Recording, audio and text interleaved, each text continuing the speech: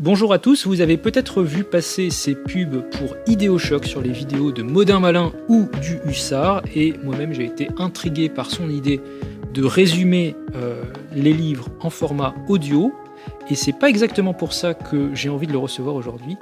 Je parle bien sûr de Jérémy Banneton, donc le fondateur de Idéochoc, qui se trouve être aussi un auteur, et c'est ça qui m'intéresse dans cette vidéo, l'auteur de 2 livres, l'un sur Maurice Barrès et l'autre sur Pierre Drieux-La Rochelle. Bienvenue Jérémy, merci de te joindre à moi pour cette discussion.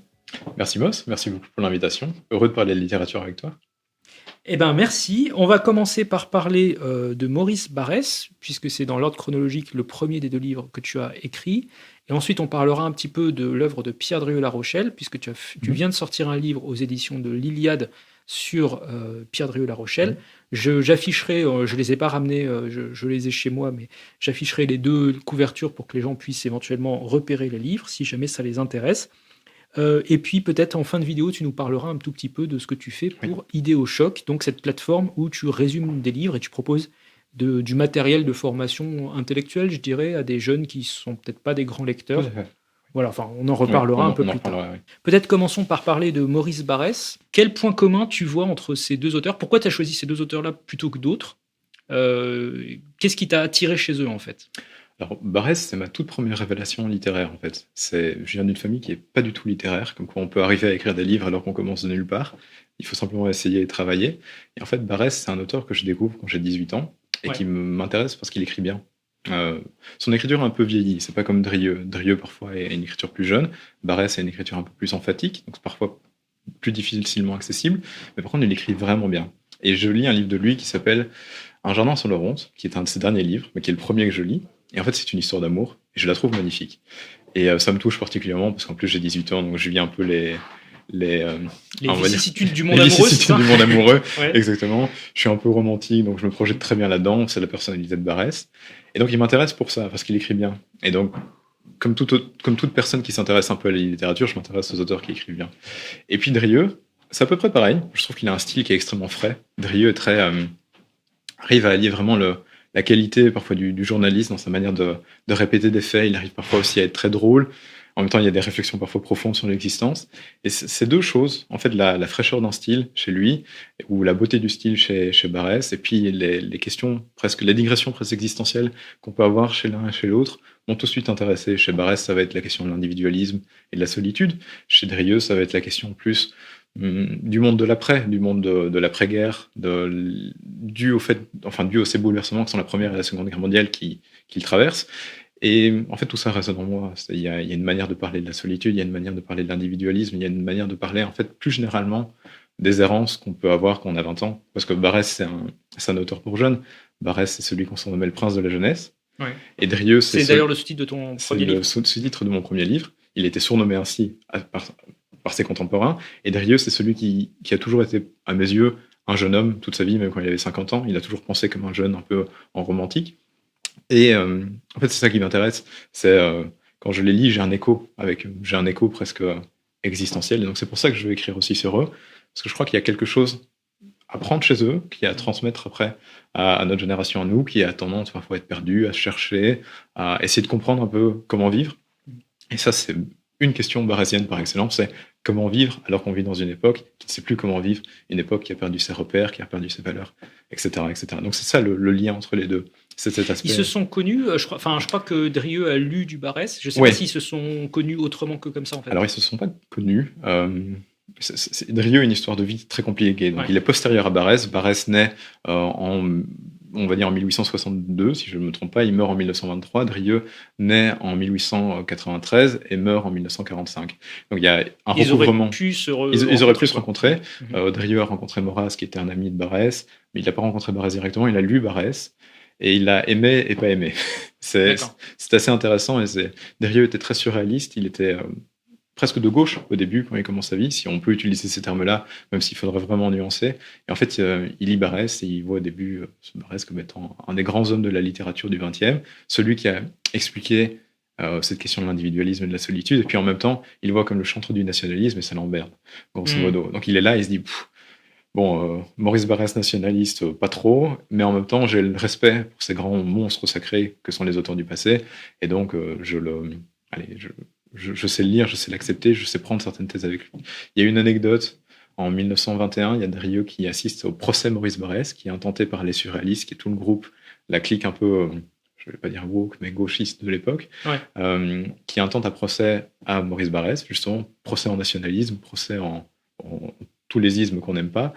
Et Drieu est à ce procès, et il participe, et alors que tout le monde vraiment linge Barrès, Drieu a cette phrase qui est assez belle, et il dit voilà, je suis pas d'accord, mais j'ai le sens du respect. Et donc ça, c'est intéressant comme relation.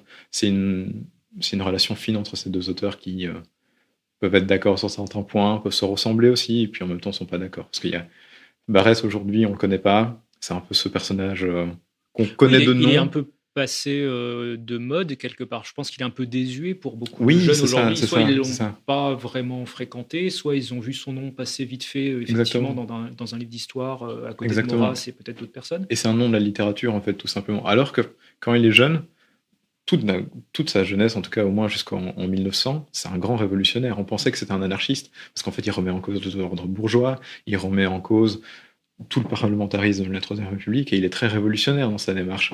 Et en fait, Drieu, je crois, l'aime pour ça, parce qu'en fait, il partage un peu ce côté révolutionnaire, et en même temps, révolution qui est faite pas au nom de valeurs destructrices, mais au nom plutôt de valeurs créatrices. Pour ça, révolution un peu de droite, même à leur manière, quoi. Alors, moi, j'ai essayé de faire un petit résumé pour préparer cette interview de la pensée de Barrès. J'ai identifié en gros qu'il y avait une réflexion sur le moi, qui était un truc très important chez lui, qu'il y avait un travail qui avait été fait sur la définition quelque part, une tradition, une filiation. Donc, c'était un peu le fait d'être de quelque part.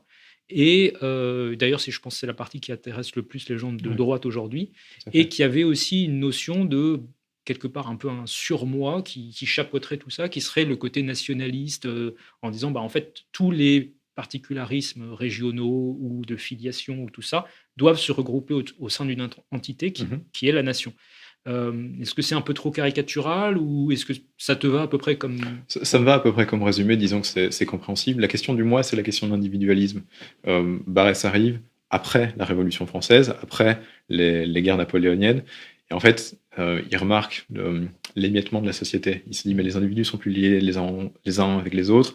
On a, pour utiliser ce terme à lui, les différentes familles spirituelles qui sont éparpillées en France. Il n'y a plus d'unité catholique du pays parce qu'elle a été rompue par la Révolution. Il n'y a plus d'unité politique parce qu'il y a un camp monarchiste qui s'oppose à un camp républicain. Et en fait, tout ça se fait la guerre à travers le pays. Donc il y a des guerres d'intérêts multiples, de petits groupes et de petites communautés, mais il n'y a plus presque cette amplitude de se sentir appartenir à quelque chose. Et c'est ça, la vraie question barrésienne, c'est comment est-ce qu'on se sent appartenir à quelque chose de plus grand que soi. Et donc le moi, qui est ce premier concept, en fait, on a tendance à dire que Barrès, parfois, on a tendance à le comprendre en disant qu'on fait l'apologie du moi, la culture du moi, comme il le dit dans ses premiers livres, en disant, tiens, c'est un individualiste, donc c'est pas bien, c'est peut-être pas bien, on ne sait pas trop ce qu'on doit en penser, mais en fait, il le reprend toujours dans la perspective d'une appartenance au tout. Et c'est ça qui est intéressant pour aujourd'hui, parce que je trouve qu'on est encore marqué par cette question-là, peut-être même encore plus. On est vraiment chacun dans notre petite sphère individuelle. C'est encore plus accentué par Internet, etc. On peut vraiment regarder un contenu qui nous plaît rien qu'à nous, et on n'a pas ce sentiment d'englobement, on n'a pas ce sentiment d'appartenir à un tout qui nous sublime et qui nous tire aussi vers une réalité qui nous dépasse, une réalité transcendante. Et en fait, Barrès, c'est ça. Il est là, il se dit, bon, en fait, on est des moi, ça c'est certain. Je sais que je suis un moi, c'est tout ce que je connais. Mais par contre, une fois que j'en suis là, qu'est-ce que j'ai? Rien. Et en fait, la seule chose que j'ai, c'est mon appartenance, justement, à un tout, mon appartenance à des racines, le fait que je viens d'ancêtres, le fait que j'hérite d'un patrimoine historique, culturel. Donc là, on a toute cette équation qui se met en place, qu'on a le moi qui se pense quelque part, et qui se pensant voit qu'il ne vaut pas grand-chose, et qui en fait retourne à la tradition. Et c'est une manière qu'on pourrait avoir aujourd'hui de réactualiser en fait toute la question du nationalisme, c'est-à-dire que c'est pas uniquement on n'est pas nationaliste, ou on ne s'attache pas à un pays parce qu'on appartient à tout un ensemble de folklore, de traditions, c'est plutôt parce qu'on hérite profondément d'une histoire, on hérite d'une histoire sur un temps long, qui parle en nous. Et donc, il n'y a pas à maintenir et à essayer d'avoir une forme de checklist à point en disant je porte telle et telle gamme de vêtements, j'assiste à telle et telle célébration, donc je suis un bon français, belge ou que sais-je. Non, c'est plutôt parce que je continue, je prolonge une histoire et presque de manière créatrice, c'est-à-dire que je continue à l'inventer par ma propre action, qu'en fait j'appartiens à ce tout. Je mets mon énergie au service d'une cause qui me dépasse. Et cette cause, c'est pas un simple combat politique, c'est peut-être même une cause plus poétique, plus intellectuelle. C'est-à-dire, en fait, ce qui compte, c'est d'augmenter le patrimoine, le capital culturel de son pays.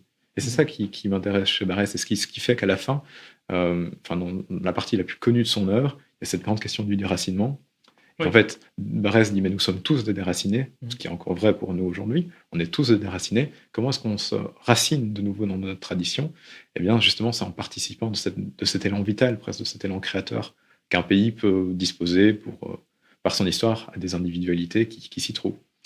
Même, je prends ça de manière, là tu parlais beaucoup de l'aspect culturel, mais même de manière un peu plus punk, je dirais, l'aspect sportif. On est à la fin d'une parenthèse olympique qui a, par certains aspects, un peu refédéré, en tout cas en France, je dirais, les Français entre eux, alors qu'ils avaient été pas mal déchirés par la partie élection législative qui était Oui, juste la avant. corporation. Et moi, même des choses toutes bêtes, hein. J'ai des gens qui se parlaient pas forcément entre eux, qui se considéraient comme étant soit de droite facho, soit de gauche communiste, et qui étaient un peu en opposition. D'un seul coup, se sont réunis sur le fait d'aller commenter ou d'aller assister à un match, ou de se réjouir qu'il y avait des médailles françaises ou des choses comme ça.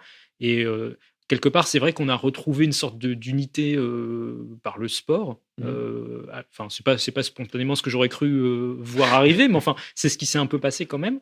Et on retrouve un petit peu ce côté au moment où il faut se sentir de quelque part. Ouais. Le sport a refédéré des gens entre eux, alors qu'a priori, 5 minutes avant, ils ne s'entendaient pas plus que ça et considéraient qu'ils étaient chacun dans leur coin. Oui, mais le sport, c'est un super exemple parce que le sport, en fait, parle pas à notre esprit, à notre raison, il parle à notre sentiment. On est investi d'un sentiment, on est ému parce qu'il y a un match ou quoi que ce soit. Et en fait, pour Barès, la nation, c'est ça. C'est un sentiment partagé. Et on aime une histoire. On la défend pas bec et ongle avec une forme de checklist, des points de manière rationnelle, en faisant un théorème, en disant c'est mieux que telle ou telle autre chose. Non, c'est pas intéressant. On se sent appartenir à quelque chose parce qu'on a le sentiment de. C'est pas que tant que la nation c'est une grosse équipe de foot pour laquelle on se bat, c'est pas ça. Mais c'est ce côté un peu inconscient, ce côté non rationalisé, ce côté très émotif qu'on peut avoir.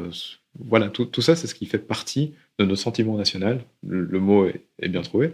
Et en fait, c'est ce que Barrès défend, c'est ce qui remet au goût du jour à son époque, alors que justement, quand lui, il arrive, on est très dans ce côté rationaliste, on va défendre telle et telle chose. Il y a une scientifisation de l'histoire, des rapports humains qui est très forte. Et lui, il remet justement de l'émotion dans tout ça. Et je pense que il a une clé de lecture en fait qui est très moderne, qui nous parle à nous, compte tenu de ça. Parce que comme tu dis, on est marqué par le sport, on est marqué par ces espèces de grandes messes populaires, comme on le dit. Et la nation, c'est un peu ça, c'est une espèce de grande messe populaire. Voilà, c'est ce que je trouve intéressant en fait dans son œuvre, à remettre au goût du jour, justement. Comment tu vois cette interface entre le côté national qu'il y a et puis, par exemple, des problématiques? Alors, en particulier, il y en a une qui n'existait pas de l'époque de Barrès, mais qui est quand même peut-être celle qui intéresse beaucoup de gens de droite, c'est la partie immigration. Comment tu vois ce dialogue entre, quelque part, des gens qui peuvent aller et venir, parce qu'on est dans un monde plus ouvert qu'à l'époque de Barrès, où les gens vont voyager beaucoup plus, et donc potentiellement arriver en France, repartir de France, enfin, tu as tout un tas d'échanges entre la France et d'autres pays, alors pour des raisons économiques, pour des raisons de confort de vie, pour plein de raisons. Euh, Est-ce que c'est facile de ressentir ce sentiment d'appartenance française nationale quand tu viens d'ailleurs, et que quelque part tu n'as pas cette tradition ou cette filiation qui intéresse Barrès, le côté enracinement en fait? Oui. J'ai rien contre les voyages, parce que comme tu l'as Ouais. dit, j'ai pas mal voyagé, et je crois en la vertu des voyages. Mais le voyage, c'est pas l'immigration. Et quand moi-même j'ai voyagé, j'ai habité en Pologne pendant quasiment 2 ans, on en reviendra peut-être après, je me suis jamais senti polonais. Jamais. J'ai essayé un peu, j'ai une compagne qui est polonaise, mais je me sentais jamais inclus. J'ai fait la même chose quand je suis allé en Russie, j'ai vraiment appris à fond la langue russe, j'ai passé du temps à étudier la littérature, leur histoire, etc. J'ai toujours senti un hiatus. Et je crois que le problème de l'immigration, c'est qu'elle prend pas en compte ce hiatus. C'est-à-dire qu'on a beau aimer un pays, on a beau vouloir en faire partie, on n'en est jamais vraiment. C'est pour moi la vraie culture, la culture française, la culture italienne, belge ou flamande, elle est sointée par les gens qui s'y trouvent. Et donc, on peut développer une certaine forme d'admiration ou d'amour, J'ai des amis qui sont issus de l'immigration et qui aiment la culture française, ils seront jamais français dans le sens authentique du terme, c'est-à-dire que on se sent penser d'une manière, on se sent être d'une manière qui fait que quand on lit certaines œuvres ou certaines choses du patrimoine national, il y a un écho en nous très direct. Et à travers mes voyages, c'est ce que j'ai ressenti.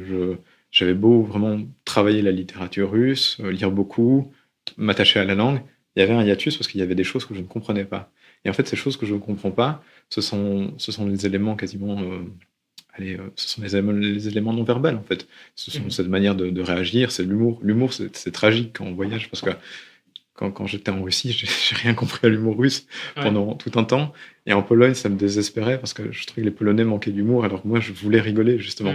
Et je crois que c'est tous ces éléments non verbaux empêchent vraiment ce qu'on pourrait considérer comme étant des assimilations fortes parce qu'on aime un pays énormément, ce genre de choses. Je crois qu'il peut y avoir des exceptions, évidemment, parfois, mais que c'est très compliqué. Et Barès, d'ailleurs, c'est ce qu'il disait, enfin, lui, il le pensait.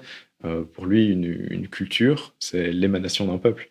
Et chaque peuple a sa culture, a son émanation. Ce qui est tragique aujourd'hui, c'est qu'il y a des déracinements, justement. C'est que l'immigration est un phénomène de déracinement qui est subi par les personnes qui se déplacent, mais qui est subi après par les locaux parce qu'ils n'ont plus le droit à l'exercice de leur propre culture pour tout ce qu'on connaît, pour éviter de choquer, politique de cancel culture, etc. Et en fait, quand on regarde la conséquence de tout ça, c'est qu'il y a un déracinement des deux côtés. Ce qui serait mieux, c'est presque du chacun chez soi au final. Oui, et puis, après, il y a aussi quand même la possibilité pour, le grand mythe qu'on essaie de nous vendre, c'est que on peut mettre ensemble plein de cultures et que ces cultures vont dialoguer entre elles et faire quelque chose presque transcendant leurs différences et qui sera plus grand et plus beau et plus riche que chacune des cultures individuelles. Après, je suis d'accord avec toi, il y a toujours un petit peu un hiatus. Moi aussi, j'ai été pendant pas mal d'années ailleurs qu'en France. Et donc, j'ai pu voir aussi effectivement cet écart et tu le ressens quand même forcément. En fait. Après, ce que je trouve très amusant, c'est que beaucoup de gens en France se sentiront pas forcément français au moment où tu discutes avec eux. Tu peux tomber sur un breton qui te dira qu'il est breton et qui se sent breton. Et puis le jour où il se trouvera à l'étranger, il dira qu'il est français en fait. D'un seul coup, il oublie complètement qu'il est breton, mais il se sent français. Et j'ai l'impression que sur l'immigration, on a beaucoup de gens qui arrivent en France qui se sentent pas français. Et en fait, le jour où ils vont se retrouver à aller peut-être dans un pays étranger, quand on leur demande d'où ils viennent, ils diront quand même qu'ils sont français. Il y a peut-être une intégration. Enfin, je pense que ça prend beaucoup de temps en fait d'arriver à intégrer des gens. Et peut-être que d'ailleurs c'est ça le vrai problème de fond avec l'immigration, c'est que la quantité qu'il y a ne permet pas ce travail qui d'habitude prend plusieurs générations et sur des échelles de temps plus longues. Il y a la masse aussi qui fait qu'on ne peut pas. Par exemple, quand Barès parle de tous ces phénomènes-là à son époque, on parle toujours d'individualité très proche de nous. C'est des Italiens qui doivent s'intégrer en France ou des Belges qui doivent s'intégrer en France. Il y a des proximités culturelles et en Europe, on partage une forme de culture commune qui fait que c'est quand même plus simple. On se comprend, même s'il y a des différences. Quand j'étais en Pologne, comme je dis, moi, j'ai jamais senti que j'étais autant belge que lorsque j'étais en Pologne. Mais par contre, je comprenais quand même leur manière de faire, leur manière d'être et leur réception. Quand il y a des peuples tout entiers qui bougent, et les chiffres aujourd'hui de l'immigration sont colossaux, ben forcément, c'est pas aussi facile d'intégrer des individus. Et en fait, on se retrouve avec très vite une léopardisation du territoire où il y a des portions du territoire qui sont prises par des populations qui appliquent leurs lois, leurs propres sentiments, leur propre tradition, tout simplement. Et je leur reproche pas d'avoir une tradition, je leur reproche que je peux pas vivre la mienne, justement. Après, alors c'est intéressant ce que tu dis. Bon, je suis pas toujours un peu embêté parce que si tu veux, typiquement à droite, t'as plusieurs droites en fait en réalité, et tu as plusieurs approches de ce genre de thématique. Alors tu as les gens qui vont être très orientés économie et qui sont dans une logique de en fait économiquement c'est rentable, il faut que tout le monde puisse bouger, et la question identitaire qui est un peu celle soulevée par Barès quand il parle du moi, c'est une question d'identité en fait. Ça les intéresse pas trop parce qu'ils considèrent que c'est un point de détail quelque part. Tu as des gens qui vont être vraiment à cheval sur la partie identité jusqu'à négliger complètement tout un tas d'autres dimensions en disant mais en fait ce qui compte c'est juste d'avoir lu les mêmes livres, tout le reste n'existe pas. Peut-être que c'est un peu exagéré. Et tu as des gens tu as une certaine droite aussi qui fantasme sur le côté ethnique en disant quelque part que seule la couleur de peau, j'exagère un peu mais c'est à peu près ça, compte et que tout le reste, même la partie culturelle, en fait, c'est un point de détail. De toutes ces familles de pensées-là, tu dirais que Barès se rapproche de laquelle, en fait? Question J'ai compliquée. un peu taillé à Oui, l'arrache, hein, je suis désolé. c'est une question compliquée. Barès, c'est un penseur, comme tu le dis, de l'identité. La question du moi, la question du sentiment de l'appartenance nationale, c'est une question du comment est-ce qu'on fait pour retrouver notre identité, comment est-ce qu'on vit, donc comment est-ce qu'on se crée une identité. Mais c'est pas tant qu'on se crée une identité parce qu'on veut telle ou telle identité, c'est parce qu'on la redécouvre, en fait, on la redécouvre dans le passé. Moi, c'est vraiment ma démarche. Quand je regarde beaucoup de jeunes autour de moi qui sont un peu perdus, qui savent pas quoi faire, j'ai toujours tendance à les pousser vers le passé ou leur histoire, parce que moi, ils se comprennent. Donc forcément, il y a un côté très culturel chez Barès, un peu, voilà, vous êtes d'une culture, vous êtes d'un endroit, d'un pays, vous êtes d'un lieu, c'est ce que vous êtes en fait. Et c'est assez vrai. C'est-à-dire que parfois ça nous embête parce qu'on on se rêve d'être autre chose, on a un espèce de bovarisme mental qui nous habite en disant tiens, mais j'aimerais vivre aux États-Unis, en Chine, blablabla, que sais-je. Mais au fond, euh, on est toujours de là d'où l'on vient. Et chez Barès, il y a quand même une forme de déterminisme. C'est-à-dire qu'on est d'une identité parce qu'on est né dans un endroit, on est d'un lieu. Et je crois qu'il a quand même mis le doigt sur quelque chose d'assez juste, en fait. On se retrouve à penser selon des catégories mentales qui ont été établies dans le pays dans lequel on est, dans le pays euh, duquel on vient. Et en fait, l'histoire fait que ça se passe naturellement comme ça. Elle nous formate. En soi, la gauche n'a pas tort quand elle utilise la notion d'habitus, c'est-à-dire qu'il y a des habitus culturels qui sont continuellement produits dans une population par ses pratiques, par sa vie, mais simplement, moi je dirais, c'est pas mal en fait, parce qu'en fait ça permet de cadrer les individus, ça permet de les enraciner, ça leur donne des clés pour vivre, alors que s'il faut chacun soi-même toujours recommencer tout depuis le zéro, tout depuis le départ, ben on se retrouve forcément à devoir quasiment reprendre une tradition à partir de soi, et en fait on sait pas comment il faut faire, on sait pas quel choix faire. C'est marrant que tu parles des habitus de gauche, parce que j'allais aller dans cette direction-là aussi, parce que quelque part, c'est vrai qu'à gauche, il y a toujours ce discours pour te dire, mais d'où tu parles, camarade, etc. Donc, on veut savoir d'où tu viens, mais en même temps, si tu commences à dire que tu te sens, je sais pas moi, profondément poitevin, on va te dire, ah, mais non, mais en fait, ça, c'est pas possible, etc. Il y a un peu une sorte de tabou de la géographie à gauche, alors que quelque part, toute la notion d'identité a été déportée sur la question des classes sociales, en fait. Donc, ils sont dans une logique où ils considèrent que d'où tu parles, c'est en fait, est-ce que tu as été plutôt dans une classe moyenne, une classe populaire ou des choses comme ça. Alors qu'en réalité, la géographie a aussi une influence. Enfin, comment tu hiérarchiserais dans la pensée de Barès? Parce que tu as signalé dans ton livre qu'il avait une pensée un peu anticapitaliste ou anti-bourgeoise par certains moments. Est-ce que tu dirais qu'il est plus, de ce point de vue-là, à dire qu'on vient d'un milieu économique, ou est-ce qu'on vient plutôt d'un milieu géographique, selon lui? On vient plutôt d'un milieu géographique. Ouais. On commence dans une géographie, dans un lieu. La grande question de Barès, c'est la question de son roman, Les Déracinés. C'est un de ses romans peut-être les plus connus encore aujourd'hui. Oui. Peut-être même d'ailleurs le seul qui est encore lu, voire / édité. Enfin, il y en a quelques-uns, mais c'est le plus connu en tout cas. Et en fait, c'est une question assez. C'est un roman qui est assez intéressant parce qu'elle elle illustre vraiment cette question-là de la géographie et de l'appartenance aux classes sociales. Donc, on se retrouve avec, dans ce roman, Les Déracinés, 7 jeunes lorrains qui, sous les conseils d'un professeur de philosophie, partent à Paris. Quand ils sont à Paris, ils essayent de faire leur vie, mais de manière complètement abstraite, sans savoir qui ils sont. Et en fait, pour parler assez simplement, ils partent un peu en sucette. C'est-à-dire qu'on en a qui essayent de devenir juristes, et en fait qui se compromettent. On en a qui essayent de devenir avocats, qui se compromettent. On en a un qui essaie de devenir journaliste, ça rate. On en a deux qui essayent de s'en sortir. En fait, ils viennent du prolétariat, et donc ils s'effondrent. Et donc il y a cette question s'ils étaient restés chez eux, est-ce qu'ils n'auraient pas été mieux? Est-ce qu'ils n'auraient pas appris à vivre en fait selon les mœurs de leurs ancêtres? Est-ce que ça leur aurait pas permis d'aller plus loin dans leur propre existence? Et donc Barès met évidemment cette question au cœur du roman, et il a tendance à répondre oui. C'est-à-dire qu'en fait, il y a un déterminisme historique et géographique assez fort qui pèse sur les individus, et forcément, rester proche de là où on est, c'est quelque part faciliter les choses, c'est savoir comment il faut vivre selon une tradition. C'est plus simple que recommencer la tradition, comme je le disais tantôt, de rien. Mais en même temps, il y a la question de la classe sociale.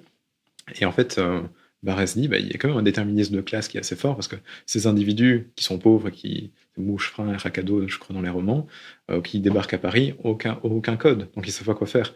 Et en fait, ça se termine par un meurtre et leur exécution. Et dans la hiérarchie, ben, il y a évidemment d'abord l'identité, et puis après, il y a le déterminisme de classe. Les gens de gauche ont tendance à faire l'inverse. Ils vont d'abord mettre l'économie au centre de tout, en critiquant l'économie, ce qui est d'ailleurs le grand paradoxe.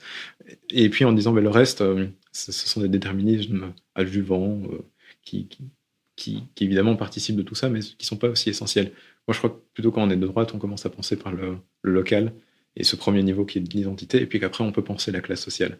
Parce qu'en fait, le déterminisme historique et le déterminisme presque biologique dans le cas de Barès est très très impactant sur les personnalités des individus. Alors que la classe sociale, ben forcément, elle arrive, elle joue aussi un rôle, mais elle arrive presque après. Oui, après, bon, je vais être honnête, hein, moi je cherche pas spécialement à penser de droite ou de gauche. En fait, quelque part, c'est ce côté étiquette m'insupporte un peu par moment.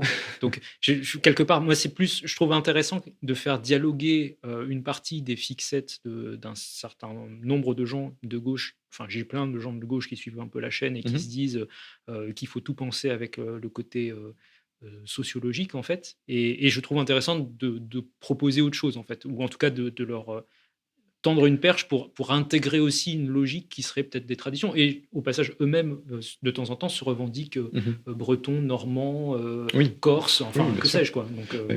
Après, bon, ça c'est sur ce que Barès dit. Moi, personnellement, j'ai tendance à penser les choses de manière plutôt plurielle, c'est-à-dire qu'on a un ensemble de déterminismes qui nous catégorisent. Il y en a certains qui sont plus forts que d'autres parce qu'ils ont des impacts psychologiques plus importants, mais ils sont tous présents. Et c'est sûr que la classe sociale, ça se sent. Et ça se sent assez rapidement dès qu'on est dans certains milieux, dès qu'on fréquente certaines personnes. On n'a pas les codes et on se sent perdu. Moi, ça m'est arrivé quantité de fois de me dire, là, je sais pas où mettre les pieds parce que j'ai pas les codes. Et c'est là qu'on se sent tout petit aussi et qu'on voit en fait que l'homme, c'est un espèce de prise entre un faisceau de déterminisme. Et en fait, il vaut mieux penser les choses de manière plurielle plutôt que de les réduire à une seule chose. C'est ce que je peux reprocher parfois à certains marxismes. Certains marxistes, pardon, c'est d'être trop à focaliser sur l'économie et la classe sociale, ou à certaines personnes de droite à être trop à focaliser sur la biologie, alors que les deux, ben, il y a quand même un impact. Et en fait, les deux non, mais de toute façon, il y a presque des c'est flux et des un reflux. peu un problème, j'ai l'impression, de beaucoup d'intellectuels en France qui veulent absolument trouver la théorie qui va expliquer tout. Et alors que, bah, en fait, on peut très bien se retrouver dans une situation où, effectivement, enfin, même tu prends quelque chose d'aussi bête, alors c'est peut-être de moins en moins parlé, mais que les patois. Oui. Tu es corse, tu te retrouves téléporté dans le nord de la France et tu as des gens qui parlent en ch'ti, je te promets que tu as un choc culturel qui est au moins aussi violent que quand tu viens d'un milieu populaire et que tu te retrouves dans une soirée des classes aisées qui sont en train de faire, je sais pas moi, un financement pour une nouvelle start-up. Enfin, voilà. C'est vrai qu'il y a des tas de codes. Il y a des codes qui sont peut-être thématiques aussi. Enfin, il y a des gens qui sont très intéressés par un milieu ou celui de l'entreprise, par exemple, qui vont avoir un jargon, enfin le vocabulaire des entrepreneurs, en tout cas la Startup Nation à la française, il y a un vocabulaire qui est très typé, où les gens utilisent toujours un peu les mêmes expressions. Et c'est vrai que quelqu'un qui arrive là-dedans et qui vient d'un milieu universitaire, peut-être ne comprend absolument pas les codes et se dit, mais mince, dans quoi je mets les pieds? Et donc, je sais pas, parfois, tu sais, les gens, ils aiment un peu avoir la formule qui va tout expliquer. Et il y a beaucoup de ça chez les marxistes, effectivement. Enfin, moi, alors, petite parenthèse, j'ai lu récemment un livre, donc je ne dirai pas exactement, mais d'une youtubeuse marxiste qui œuvre sur une autre chaîne et qui essayait d'expliquer certains des décalages de l'immigration par les types d'activités en disant que c'était des activités de service par rapport à des activités de production matérielle. Et disait, voilà, ben, en fait, les immigrés qui s'intègrent bien, c'est ceux qui ont vissé des boulons sur une ligne de production industrielle, alors que ceux qui ne s'intègrent pas, c'est ceux qui font des livraisons Uber, parce que ça, c'est une activité de service. Bon, je trouve l'explication vraiment nulle, en fait. C'est-à-dire que, pour moi, c'est une mauvaise explication. Enfin, ça rend pas très... Et je pense qu'en fait, ça rend pas très bien compte du réel, parce que, quelque part, c'est une explication qui essaye de forcer une grille de lecture là où elle ne devrait pas être. Et je pense qu'il faut s'autoriser à avoir plusieurs grilles de lecture qui, parfois, allument la vérité du monde avec des lampes différentes, en fait. On peut avoir une grille de lecture régionaliste par moment, sociale par d'autres moments. Pour l'anecdote, il y a un philosophe que j'aime bien, que j'ai découvert il y a assez longtemps, mais qui s'appelle William James, qui a écrit un livre sur le pragmatisme, donc c'est un Américain, et il pose une question dans ce livre, il dit, en fait, est-ce que la question de l'un ou du multiple n'est pas la question la plus importante de la philosophie, voire même de la pensée? C'est pas tout à fait faux, c'est-à-dire que soit on pense en termes d'un et on essaye toujours de trouver une cause à tous les phénomènes, et en général on se plante, parce que directement on peut trouver une opposition ou alors une cause qui explique aussi bien les choses. Et donc il vaut mieux penser en termes, je crois, de multiplicité des facteurs, du facteur causal, plutôt que de rester sur une idée en tant que telle. Et donc voilà, on peut faire des hiérarchies parfois entre certaines causes, il y en a certaines qui sont plus importantes que d'autres, mais néanmoins, c'est bien de garder une vision un peu, pour prendre un mot très compliqué, holistique, donc totale de la chose. Et on est tous influencés par des milliers et des milliers de facteurs. Tous peuvent être modifiés, tous sont modifiables, plus ou moins. Il y en a certains qui le sont moins que d'autres, mais voilà, on est habité par en fait un ensemble de déterminismes qui sont importants. Et c'est ce que j'ai apprécié aussi dans l'œuvre de Barès, pour revenir sur lui. C'est, en fait, il les expose. Il y a les déterminismes locaux, il y a les déterminismes de classe. Après, il y a aussi les déterminismes créatifs. On n'est pas tous capables de créer au même niveau. Et donc, voilà, tout ça est intéressant. Et en fait, à partir du moment où, je crois, on pense en termes de pluralité, on évite aussi toutes les questions de jalousie, d'inégalité, enfin d'égalité ou non, parce que en fait, on dit tout simplement que les gens sont différents. Et on se retrouve à penser en manière beaucoup plus hétérogène plutôt qu'homogène. On n'essaie pas justement d'homogénéiser les individus en disant c'est telle personne qui est telle ou telle chose. Et on arrive à une vraie complexité qui est beaucoup plus riche et qui permet justement, je crois, de se désaxer par rapport à certains ressentiments qu'on peut avoir, etc., etc. Je pense qu'on peut partir de cette pluralité pour aller peut-être vers l'œuvre de Drieux-La Rochelle, pour continuer notre discussion. Donc, quelque part, chez Barès, il y a beaucoup cette interrogation sur le moi. Chez Drieux-La Rochelle, alors moi, je t'avoue, de ce que j'en ai vu, il y a quand même beaucoup plus une recherche du sens, de l'existence, de plein de choses qui sont. Enfin, moi, j'ai l'impression que c'est quelqu'un qui a été confronté à une terrible destruction, notamment par la Première Guerre mondiale, Oui, tout à fait. du sens de tout. Mhm. Et comment tu perçois du coup l'héritage de Barès chez Drieux-La Rochelle, si jamais il y en a un? C'est compliqué. C'est compliqué parce que, comme tu dis, en fait, Drieux, il est marqué par la guerre. Et pour lui, la guerre, c'est l'instant du chaos. La Première Guerre mondiale, c'est vraiment le chaos. C'est les masses qui sont jetées les unes contre les autres. C'est la guerre, on se tire dessus. Il n'y a plus de bataille d'épée ou très peu. Et Drieux, il a une position particulière vis-à-vis de la guerre. C'est pas un sélénien. Il trouve pas que la guerre, il n'est pas dégoûté absolu de la guerre. Il y a une certaine forme parfois de glorification de la guerre ou du héros, du chef, de celui qui sait commander des troupes. Et en même temps, c'est pas non plus comme Ernest Junger, qui est un écrivain allemand, qui lui va plutôt chevaucher vraiment la guerre en disant mais voilà, en fait, je suis l'homme du courage qui sait passer au-delà de toutes ces nouveautés que la technique met en place pour broyer les hommes. Drieux, il est entre les deux. Et entre les deux, justement, il regarde la guerre, il dit bon, la guerre est un chaos, mais c'est peut-être un chaos créateur en fait. On a des individus qui étaient un peu perdus, qui ne savaient pas trop comment vivre, et bien peut-être que la guerre remet les choses à plat, et en fait nous permet, à travers ce chaos, de retrouver un instinct vital, un sens presque viril de l'existence, c'est-à-dire une forme de projection de soi. On est capable de s'élancer, on est capable de penser. Et il y a un recueil de poèmes, entre autres, qui m'avait beaucoup marqué. Quand j'avais commencé à lire Drieux, c'était... mince, maintenant le titre m'échappe. C'était Interrogation. C'est son premier recueil de poèmes qu'il publie en 1917. Et en fait, c'est absolument génial parce que c'est pas des poèmes qui sont versifiés, etc. Mais par contre, ce sont des poèmes qui parlent énormément, je crois, qui sont très modernes. Et on sent que simplement on a une individualité qui essaie de se projeter en dehors d'elle-même, c'est-à-dire qui essaie de retrouver une certaine forme de force, une certaine forme de courage, de vitalité, et qui pose ces questions-là à partir du chaos et de l'horreur et de la souffrance qu'a été la guerre. Et voilà, pour moi, c'est ça aussi la filiation entre les deux. C'est on avait un Barès qui était très, quelque part, dans le doute, et puis qui a trouvé une réponse à ses doutes par son appartenance à la nation. Et on a un Drieux qui comprend en fait très bien pourquoi est-ce qu'on doute, pourquoi est-ce qu'on a du mal à être soi-même, et qui retrouve en fait des perspectives, en tout cas un départ, en tout cas cette interrogation existentielle, à partir du chaos qu'est la guerre. Et donc, par exemple, Drieux va avoir des phrases parfois même un peu choquantes, en disant que le chaos de la guerre, c'est la joie de l'individu qui lui permet de s'éprouver lui-même. Et donc, en s'éprouvant lui-même, il découvre sa virilité, il découvre sa capacité d'homme créateur, il découvre son courage ou non. Et c'est ça qui compte. C'est en fait, chez lui, il faut savoir s'éprouver en tant qu'homme. Il faut ressentir quelque chose. Et on se connaît dans l'épreuve, en fait. C'est comme si on ne se posait qu'en s'opposant. Et la grande opposition fondamentale de la vie, c'est la mort. Et donc, forcément, c'est ce que la guerre a mis en place et en pratique. Est-ce que c'est pas un peu choquant, enfin je dis ça même par rapport à la perspective moderne qu'on a, c'est que nous, à notre Mhm. époque, on conçoit la guerre comme étant une véritable atrocité Oui. avec des tas de cadavres et tout ça, en fait. Je veux dire, c'est Mhm. quand même Oui. terrible. Et j'ai l'impression, si tu veux, dans la manière dont tu le présentes, et un peu ce que j'avais aussi compris du personnage de Drieux, que pour lui, c'est presque une expérience métaphysique, en fait. Oui. J'ai l'impression qu'il y a un peu presque un recul coupable par rapport à tout ce qui est les atrocités de la guerre. C'est pas faux, mais on parlait de pluralité tantôt. Et en Mhm. fait, c'est pareil pour la guerre. Il y a plusieurs facettes à la guerre. Il y a des facettes négatives, il y a des facettes positives. Le courage est une facette positive. Euh, la, la, la- la mort est une facette plutôt négative et les atrocités qui sont commises aussi. Et Drieux, en fait, a une position intéressante, c'est que ça reste un pacifiste, en fait.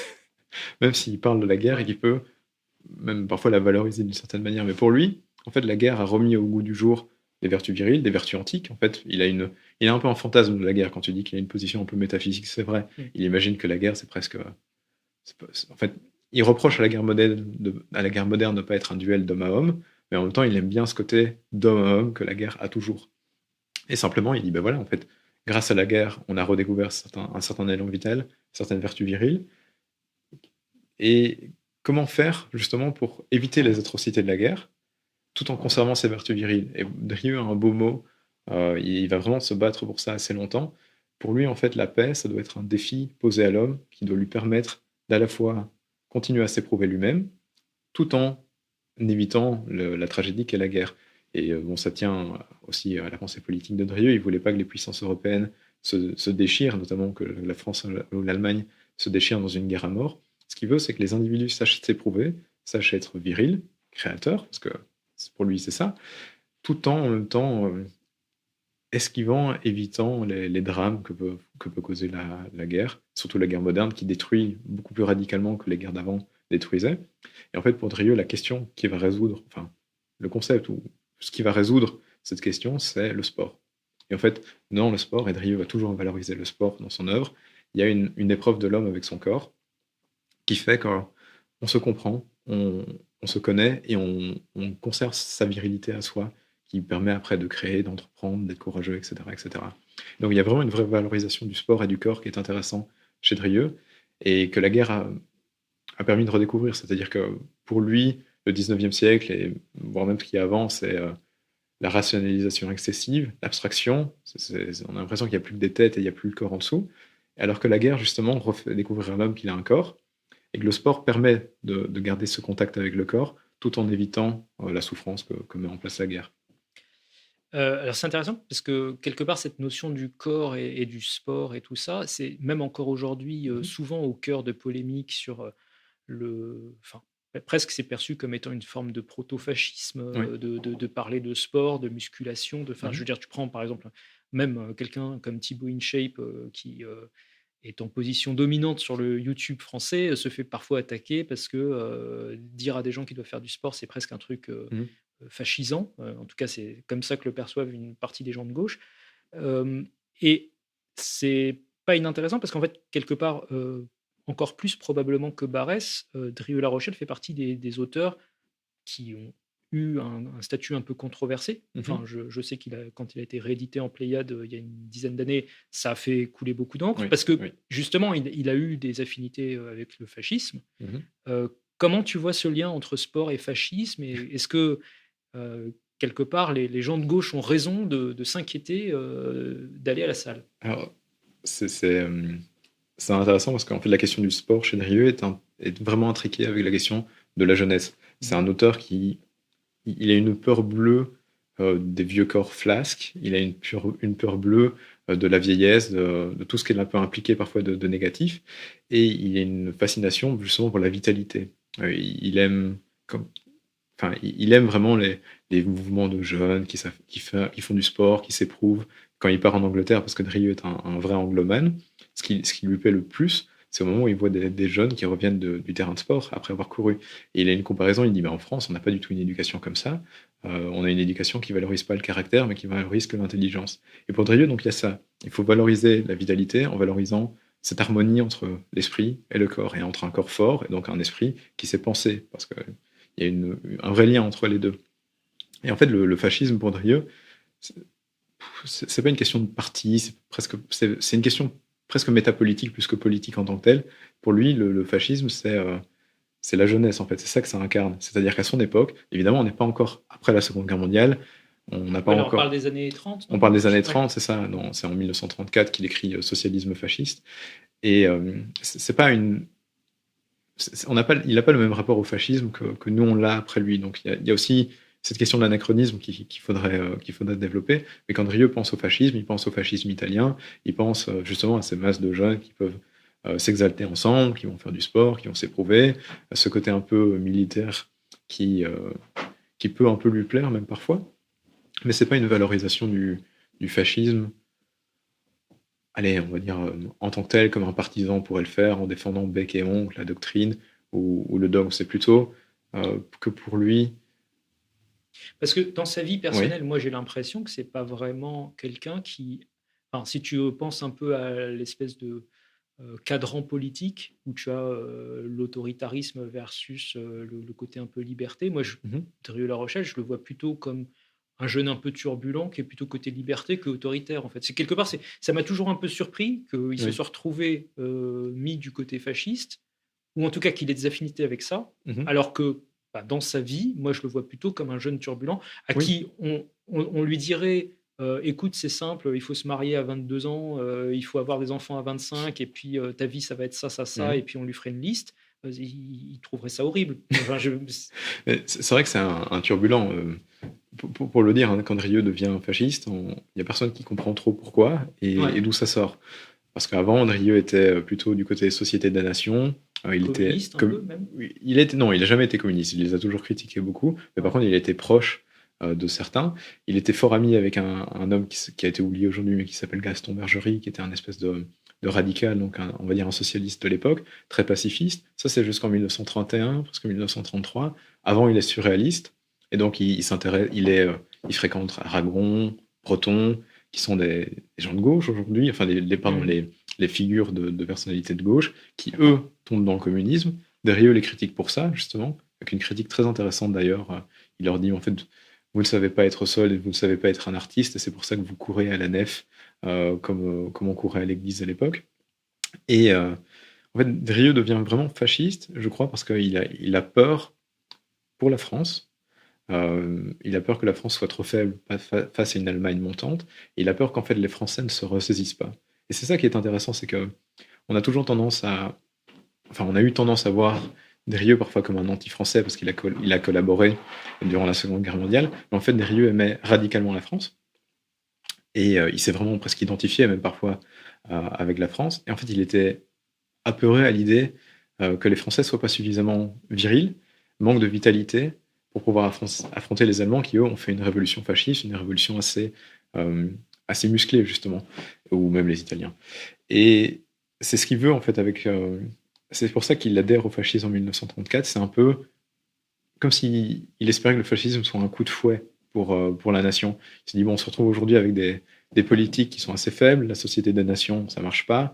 On ne sait pas trop quoi faire en fait avec des individualités. Qu'est-ce qu'il leur faut pour leur mettre un coup de fouet, pour leur mettre une claque?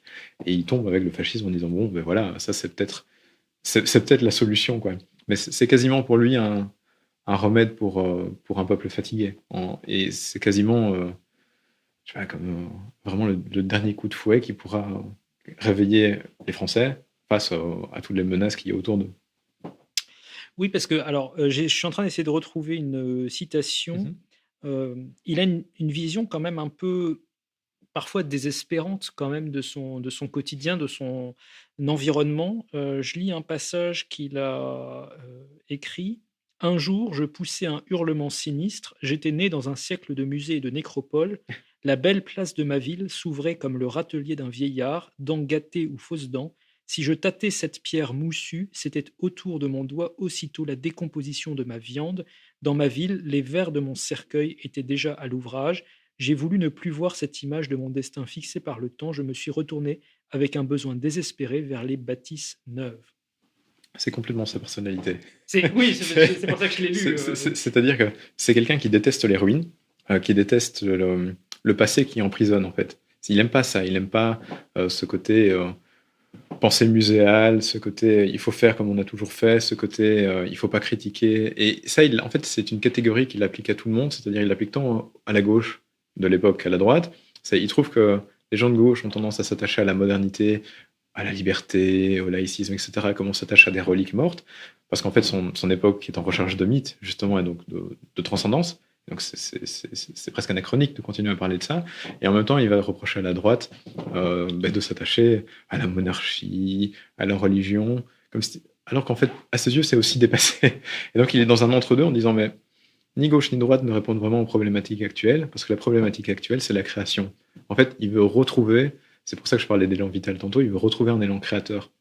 Un élan créateur, ça veut dire une société qui soit capable de faire de la poésie, de l'art, une société qui soit capable d'entreprendre, d'avoir des industries, en fait, une société qui soit un peu organiquement construite sur autre chose que des idées passées qui ont 100 ans ou 200 ans. Et ça, personnellement, ça me parle encore beaucoup.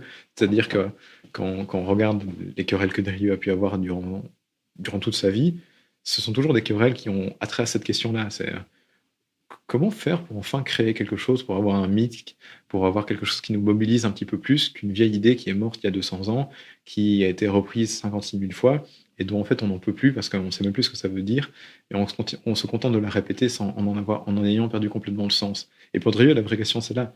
C'est la question du sens. Comment est-ce qu'on fait pour retrouver cet absolu qu'est la pensée, la création Eh bien, pour lui, justement, concept de la jeunesse, en fait, on retrouvera un élan créatif, on retrouvera un élan vital en restant jeune, en arrivant à refaire cette alliance entre l'esprit qui pense et le corps qui est fort. Et à partir de là, on verra où ça ira. Et donc le fascisme, pour lui, c'est ça. C'est vraiment ce coup de fouet qui va nous permettre de recréer et qui va nous lancer un peu au-delà de notre déprime. Parce que lui, s'il déprime, en fait, il se retrouve dans un monde moderne qui est un monde de ruines, où on a des vieilles idées, des vieux concepts, comme je le dis. Ça le désespère qu'il n'y ait plus que ça, qu'on rabâche 100 000 fois la même chose, et qu'il n'y ait rien d'autre, en fait. Et Drieu, c'est fondamentalement, moi, il m'a toujours fait penser un peu aux Grecs des débuts, parce qu'en fait, il a envie de créer, il crée des concepts. Et la pensée chez les Grecs, c'est créer des concepts. On s'invente tout un tas de choses. Après, ce qui est intéressant, c'est, enfin, je sais pas si tu te rends compte Mhm. que ce discours-là, un peu contre les reliques, aujourd'hui, il est porté plutôt par la gauche, Oui. qui va dire, par exemple, que la musique classique, les ballets, tout ça, c'est un peu désuet, qu'il faudrait mettre du hip-hop et de la breakdance à l'Opéra national.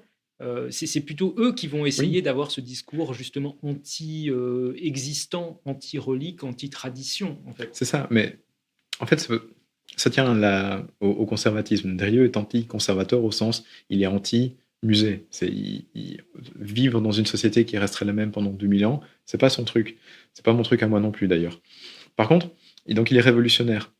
Et en ça, la gauche a raison, c'est-à-dire qu'il faut quand même révolutionner, il faut adopter quelque part un esprit du temps, il faut le chevaucher. Mais ce qui est intéressant, c'est quand on regarde le terme conservatisme, on pourrait lui donner deux sens. Il y a un conservatisme un peu communément admis, qui est ce conservatisme-là. On fixe et on rigidifie certaines positions. Et après, il y a un conservatisme qu'on pourrait faire au nom de certaines valeurs pérennes qui transgressent l'histoire. Typiquement, chez Drieu, il veut faire la révolution, mais il va faire la révolution au nom du beau, au nom d'un idéal viril, au nom d'un idéal presque d'un idéal grec d'ailleurs à ce niveau-là. Et donc, il fait la révolution, mais avec en tête quelque chose qui pourrait être rattaché à la civilisation grecque d'il y a 2000 ans, ou même à Rome.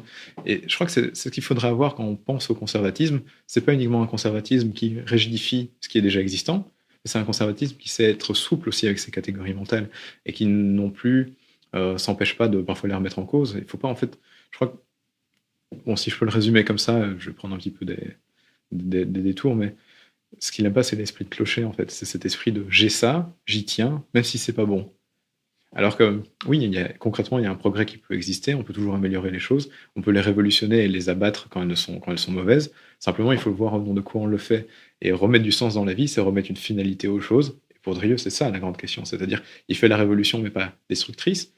Il fait la révolution pour détruire, mais pour recréer quelque chose par la suite, qu'il fait au nom de beau, de vrai idéal qu'on pourrait dire conservateur, mais au second sens, ce sens des catégories pérennes, comme j'ai évoqué. Mais ce côté un peu conservateur, alors tu le vois comme étant un peu guerre de clocher, pourquoi pas, je prends ça.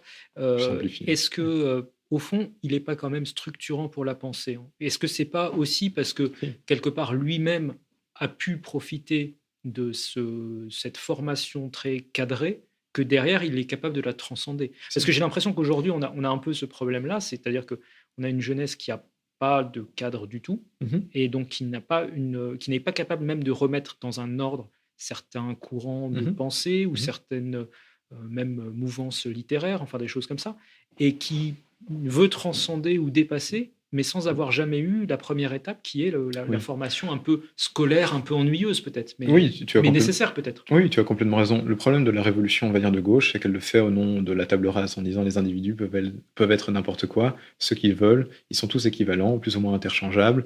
Et en fait, la révolution se fait au nom de ça, au nom d'un moi je veux être ce que je veux être.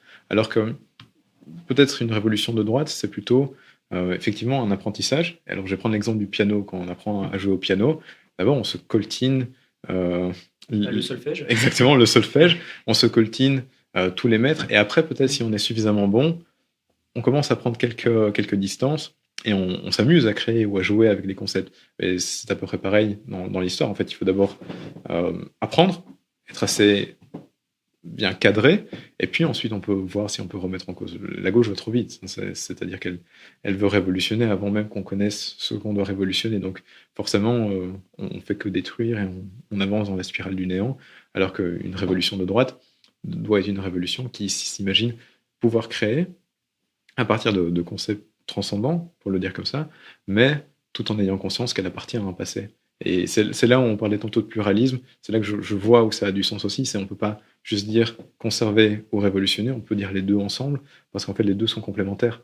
On n'a pas d'attitude vitale si on reste toujours les mêmes, on n'est pas vivant si on reste identique, on n'apprend rien, même si on est identique, on progresse pas. Si j'en reste à mon solfège au piano, j'arriverai jamais à jouer une belle sonate de Beethoven. Mais par contre, si j'apprends mon solfège et puis que je joue ma sonate de Beethoven, peut-être qu'un jour, si je suis bon, alors ça, c'est la loterie. Ouais. Oui, c'est ça, mais c'est la loterie. Mais si je suis bon, peut-être qu'un jour, je créerai aussi. Et pour moi, c'est ce que Drieu avance, en fait. C'est, il dit, bon, c'est certain que c'est important, mais après, il ne faut pas rester à ce cadre un peu rigide que l'histoire, la tradition nous a mis. Ce qu'il faut, c'est la reprendre pour la dépasser. En fait, c'est comme... Ce qui est un peu aussi ce que disait Barès avec l'histoire Oui, oui. de notre environnement géographique, qu'il faut à la fois cultiver cette appartenance-là et en même temps être capable de la dépasser par la nation quand il faut. Enfin, je pense que les deux penseurs, quelque part, Exactement. là-dessus sont en miroir. Ils se recouvrent parce qu'ils ont ce côté un peu révolutionnaire conservateur, pour prendre vraiment un mot étiquette. Mais c'est un peu ça, c'est comme si l'histoire c'était une boule de billard qui roulait et qui reviendrait souvent. C'était toujours la même, avec le même concept ou les mêmes idées, mais en même temps elle arrive à des points différents et elle s'écoule avec un temps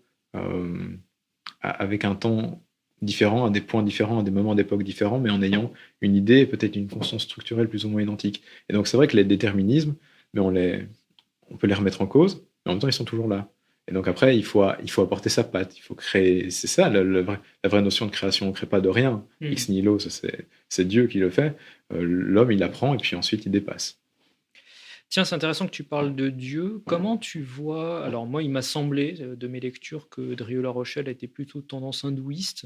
Comment tu vois le rapport entre Drieu et Dieu Alors, quand tu dis hindouiste, c'est parce qu'en fait, dans son journal, il parle énormément des religions traditionnelles, comme on le dit, donc des religions hindoues. Il s'intéresse à beaucoup de religions ancestrales, y compris le christianisme d'ailleurs.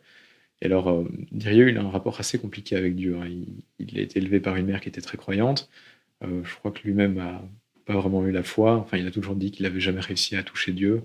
Donc il est resté dans cet entre-deux. Ce qui est intéressant, c'est de voir qu'à la fin de sa vie, sur ses 3 derniers romans, L'homme à cheval, Les chiens de paille et Les mémoires de Dirhasp, il parle énormément de la grâce. Et on a l'impression que la grâce, c'est quasiment au niveau du jansénisme, donc c'est cette idée que en fait, un individu est sauvé uniquement par la grâce de Dieu. Et c'est comme s'il s'en remettait au destin, en fait, quand il parle de ça. Je crois que Drieu a un rapport aussi torturé à cette question de Dieu qu'il a vécu en général. C'est-à-dire, en fait, Dieu, ça devient un peu à la fin de sa vie son remède, son explication aussi à ce qu'il est, à ce qu'il devient et aussi à ses échecs. Et la grâce peut-être le sauvera ou pas. On est touché par la grâce parce qu'on est un artiste génial. Et il a eu cette question-là en se disant, tiens, mais suis-je ou pas touché par la grâce? C'est la fin de sa vie. Et pendant son existence, c'est vrai qu'il n'en parle pas. C'est un peu une question absente. Je crois que c'est une question qui le dépasse aussi parce que faut dire qu'il a vécu la Première Guerre mondiale et il a vécu la folie des années 20 et il s'est dit mais en fait tout ça on est vraiment au-delà de ces questions de Dieu, de christianisme, de dogme. En fait, s'il y a une entité qui s'appelle Dieu, pourquoi pas? La question de l'absolu, la question du sens est évidemment essentielle, comme on l'a dit, donc elle compte. Et à ce titre-là, il n'y a pas une quête, mais il y a un attachement à la spiritualité qui est fort chez lui. Mais en même temps, il ne va pas se poser la question du dogme. Alors, ce que nous, on va faire beaucoup, au contraire, on va beaucoup insister sur des points programmatiques, dogme, qu'est-ce que je dois faire, etc. Chez lui, ça va vraiment être très diffus et ça va plutôt être une interrogation sur la spiritualité en tant que telle, qui va de pair avec cette interrogation sur le sens, sur comment je dois vivre, sur comment aussi interpréter ce lot de souffrance qu'il a reçu de la Première Guerre et puis du nihilisme de son époque, du matérialisme ambiant, etc., etc. C'est intéressant parce que quelque part, ce nihilisme lui-même en fait un peu partie. Enfin, moi, Oui, dans ma vision des choses, bon, c'est un collectionneur de femmes, donc ça, à la oui. limite, on pourra, si tu veux, en reparler. Mais à côté de ça, c'est quand même quelqu'un. À la fois, je crois que tu cites, il me semble, l'ouvrage, alors je ne vais pas me tromper de page, donc je ne vais pas donner la page, mais tu cites ce moment où il reprend à son compte la formule de Nietzsche en disant Mhm. que Dieu est vraiment mort, en fait. Mhm. Et moi, j'ai eu l'impression que, ben, un peu comme tous les gens qui ont lu Nietzsche, tous les gens qui ont lu Nietzsche un peu jeunes, qui se sont dit ah bah il a dit que Dieu est mort, donc Mhm. Dieu est mort. Ils avaient oublié qu'il y avait quand même eu une mise à jour et que Dieu était aussi ressuscité après être mort. Et c- comment tu vois son rapport en fait au nihilisme justement? Parce que c'est à la fois il s'en plaint dans Mhm. l'aspect décadence de la France, Mhm. décadence de la natalité, enfin tout ce qu'il voit se nécroser, et en Mhm. même temps, il y participe en fait en disant Oui. que Dieu est mort et que tout ça n'existe plus. En fait, c'est parce que pour Drieu, le nihilisme, c'est le nihilisme des valeurs modernes. C'est le nihilisme. En fait, c'est la crise des valeurs qu'on hérite du XVIIIe siècle, liberté, égalité, etc., etc. Et cetera. Et en fait, pour lui, ça ne porte plus. Ces valeurs-là n'ont plus aucun sens parce qu'elles n'arrivent plus à piloter la vie des individus, elles n'arrivent plus à les conduire. Et donc, en fait, elles sont en crise. Il y a un nihilisme de la modernité parce que la liberté ne veut plus rien dire. Et alors, on a inventé tout un tas de trucs. On s'est laissé remplacer par la technique en même temps. Enfin, c'est ce qu'il dit à son époque, l'homme a un peu abandonné son rôle de conducteur du monde et s'est reposé, s'est mis dans un coin. Et en fait, il s'enferme dans certaines valeurs refuges, liberté entre autres. Alors que tout ça, ça ne veut plus vraiment rien dire parce que on a dépassé, enfin, pour Drieu, on a dépassé ces questions-là à partir du moment où on a inventé la machine à vapeur et qu'on a inventé la technologie, pardon, qu'on a inventé la technique moderne. On est dépassé par tout ça et on est mis en crise en tant qu'individu fort, créateur, par la technique. Et pour lui, le nihilisme vient de là, de cette crise du monde moderne, en fait. Et justement, sa question, ce sera, mais c'est quoi l'après? Et alors là, il n'y répond pas, parce qu'en fait, il ne sait pas. Simplement, Drieu est un auteur de l'après, c'est-à-dire qu'il y a le monde moderne, et nous, on vit encore un peu sur ce monde moderne-là, on vit sur des héritages conceptuels qui sont vieux, qui datent de l'époque de Voltaire et de la Révolution française. On vit encore sur ces notions de liberté et d'égalité très fortement, mais en même temps, plus personne n'y croit. C'est-à-dire que pour peu quand on discute avec quelqu'un de gauche, justement, qui va beaucoup parler d'égalité, et quand on discute un peu avec lui, on n'a pas l'impression qu'il croit vraiment à son truc. Ou alors il recycle certains concepts, ou alors il s'enferme dans des stratégies qui ont déjà été éculées. Et au fond, voilà, cette crise du sens, elle tient à ça, c'est qu'on a des valeurs et des concepts qui sont dépassés, et Drieu dit, mais en fait, ils sont dépassés. Et va le montrer, et va assumer ce nihilisme-là en disant, ça, c'est notre monde à nous qui est un monde de ruines. Moi, ce que je veux, c'est autre chose. Mais il ne sait pas définir ce que c'est cette autre chose. Donc, il y a un aspect très projectif chez lui, c'est-à-dire, il se projette intellectuellement et mentalement dans un monde différent, mais il n'arrive pas encore à le définir. Donc, il y a ce côté qui est très similaire à Nietzsche, d'ailleurs. Quand on parle de Nietzsche, en général, on dit, comme tu dis, donc Nietzsche est un auteur un peu nihiliste, enfin, mais c'est un nihilisme très actif. C'est-à-dire, on détruit pour construire. Et donc en fait, on veut détruire le monde moderne, on veut détruire tout ce qu'il y a dedans, tout ce dont il a hérité, y compris l'idée de Dieu. Euh, Quoique, c'est même plus compliqué que ça. Mais on détruit parce qu'en fait, ça ne suffit plus à donner du sens à la vie des individus, il nous faut autre chose. Mais il n'y a pas de réponse à cette autre chose. Alors Nietzsche propose le mythe du surhomme, qui est un nouveau mythe, mais Drieu on n'est pas encore là, parce que Drieu, il croit pas tellement au surhomme. Le surhomme, c'est le chef dans son œuvre, et lui-même ne se sent pas à la hauteur. Lui-même se sent pas être Oui. un chef, en fait. Il se sent pas du tout être un chef. En fait, Drieu, c'est l'homme qui se rend compte de son impuissance, qui se rend compte de l'impuissance de son époque, et en fait, qui en souffre énormément parce qu'il sait ce que c'est que la vraie vitalité, la vraie force, parce qu'il sent ça un peu bouillir au fond de lui, mais qu'il s'en sent pas capable. Et c'est ça qui est intéressant, c'est qu'en fait, quand il critique énormément la décadence de son temps, quand il critique les mœurs, sur la sexualité, la prostitution, etc., en même temps, il en participe, parce qu'il a énormément consommé de femmes, etc., mais en même temps, il sait très bien que c'est pas bien, quelque part, et que, en tout cas, ça devrait être dépassé par autre chose. Mais là, il y a ce point d'interrogation qui nous lance un peu à la figure en nous disant, mais vous, qui me lirez ou vous qui me suivez, qu'est-ce que vous allez dire en fait? Comment vous allez répondre à cette crise du monde moderne? Et je crois qu'on n'a toujours pas répondu à la question, justement. On est toujours un peu sur des à peu près, sur des positions très catégoriques qui ne changent pas et qui n'ont pas tellement changé depuis son époque. Qu'est-ce que tu penses, toi, de cette formule Dieu est mort? Comment tu l'aperçois? Comment tu l'interprètes? Je te proposerai un truc après, mais je veux bien ton avis.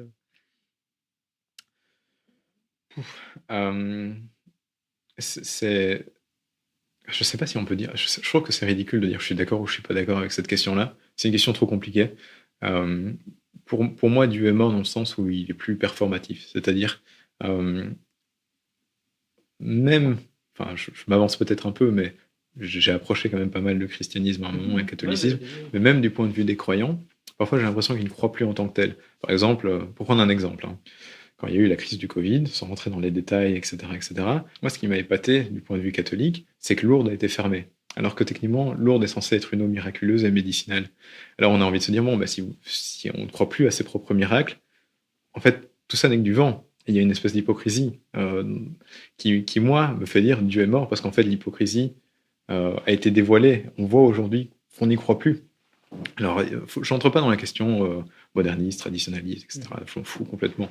Ce que je vois, c'est qu'à l'échelle d'un pays, à l'échelle d'une civilisation, Dieu n'est plus une idée performative. On ne guide pas sa vie comme on la guidait au Moyen-Âge, avec un esprit un peu plus sacrificiel. Et surtout, on ne la guide pas en se disant, bah, tiens, en fait, l'idée de Dieu explique et donne du sens à ma souffrance. On a des petits pans qui sont expliqués par ça, mais en général, on compose beaucoup et on transige pas mal aussi.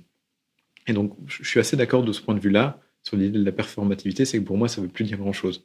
Et en même temps, euh, ce, ce qui m'intéresse avec l'idée de Nietzsche, c'est qu'en fait, Nietzsche il n'est pas heureux de dire Dieu est mort.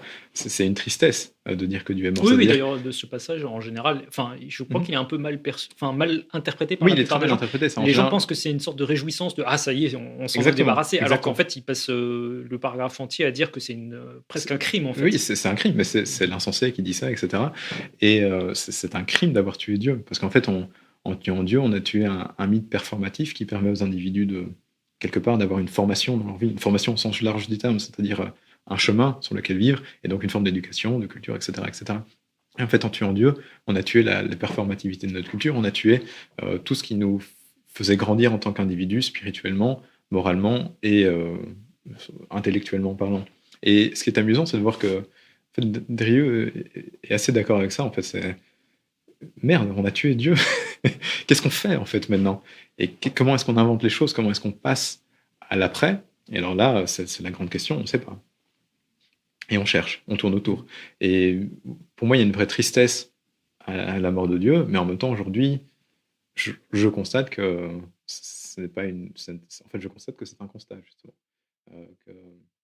Après, je sais pas, quelque part, il y a une formule de Chesterton que je trouve très amusante. Bon, tu sais, il aime bien les paradoxes un petit peu, et il présente l'Église comme quelque part cette structure dont tout le monde annonce la fin depuis des millénaires, et puis en fait qui dépasse toujours en longévité les gens qui disent qu'elle est morte. Oui, tout à fait. Mais après, on peut tout à fait vivre un moment d'interrègne, c'est-à-dire un moment de transition entre deux interprétations de Dieu ou de la spiritualité. Simplement, en fait, Dieu est mort, c'est pas peut-être une phrase infinie, peut-être que Dieu renaîtra d'ailleurs, pourquoi pas. Mais aujourd'hui, de facto, on est dans une époque qui nous fait vivre et qui nous fait sentir profondément le nihilisme.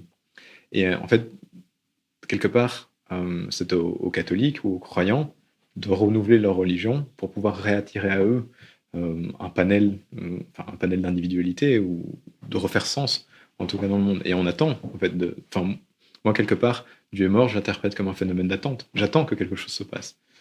Mais Alors moi j'ai une interprétation un petit peu différente, donc je tente un truc, hein, tu pourras éventuellement corriger.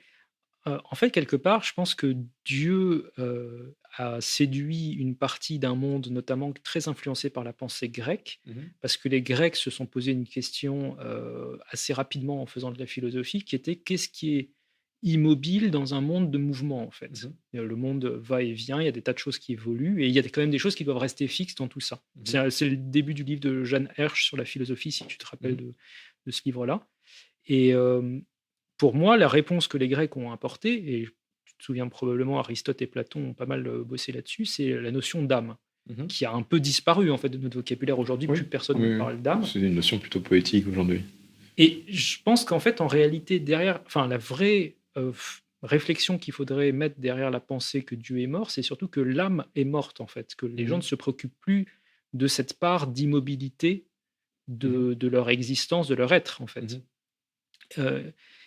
Et on retrouve beaucoup dans le nihilisme même d'Andrieux La Rochelle ce côté instantanéité, en fait, ce côté vivre la vie au jour le jour, loin de la préoccupation d'une sorte d'éternité. Oui, je crois, en tout cas je laisse beaucoup sentir en lisant Andrieux, je crois que ces questions-là, Dieu, âme, etc., pour lui ça a appartenu à une civilisation qui a existé à un instant T, alors sans définir de période, pourquoi pas de la fin de l'Empire romain jusqu'à plus ou moins la Révolution française.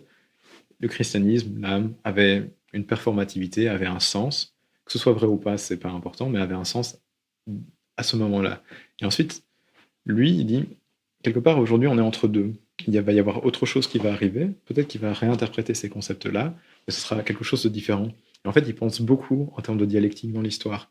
Donc, il y a évidemment un nihilisme de sa part, mais ce n'est qu'un moment transitoire. Et l'après, justement, ce qu'il attend. D'ailleurs, à la fin de sa vie, il écrivait un livre qui évoquait énormément ce thème de l'attente et ce mot de l'attente. Je crois qu'il ne faut plus attendre ou quelque chose comme ça. Et on sent vraiment qu'il sent qu'on va arriver sur une autre forme de civilisation, une autre forme de manière d'agencer en fait des questions spirituelles, morales et éthiques, où la notion de Dieu, d'âme peut-être, reprendra une place mais différente. Et je crois vraiment qu'il faut arriver à avoir ce prisme-là quand on pense sur du long terme, c'est-à-dire qu'il y a des mots et des concepts qui, à des époques, ont des sens précis, ont des significations précises et qui font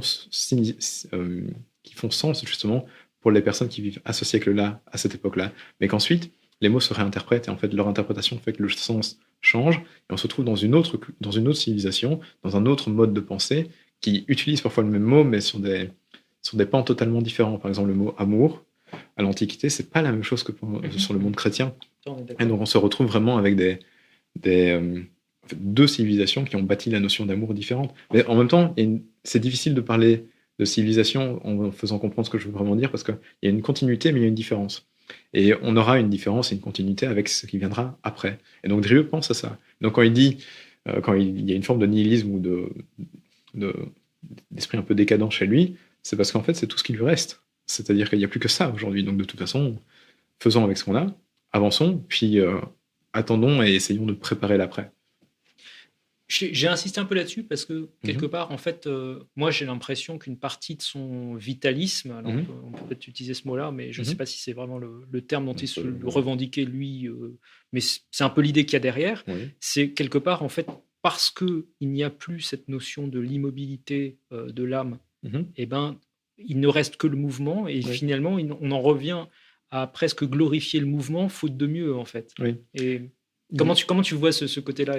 En fait, je le trouve très intéressant parce que on a souvent tendance, quand on est un peu conservateur de droite, à dire bon, le monde moderne c'est un truc, et nous ce qu'on aime bien justement, c'est l'immobilité, le monde un peu chrétien, médiéval, ou la civilisation grecque, telle qu'il s'est bâti. Et on a tendance à dire que la modernité, c'est le monde du mouvement, et donc il n'a pas de métaphysique, il n'a pas d'existence propre, il n'a pas d'essence.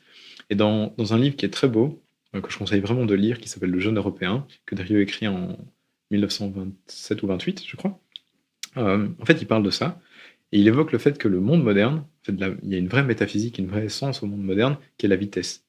Simplement, pour lui, en fait, c'est comme si l'homme avait inventé un monde qui était trop perfectionné, trop rapide pour lui, et donc en fait, il s'en éloigne.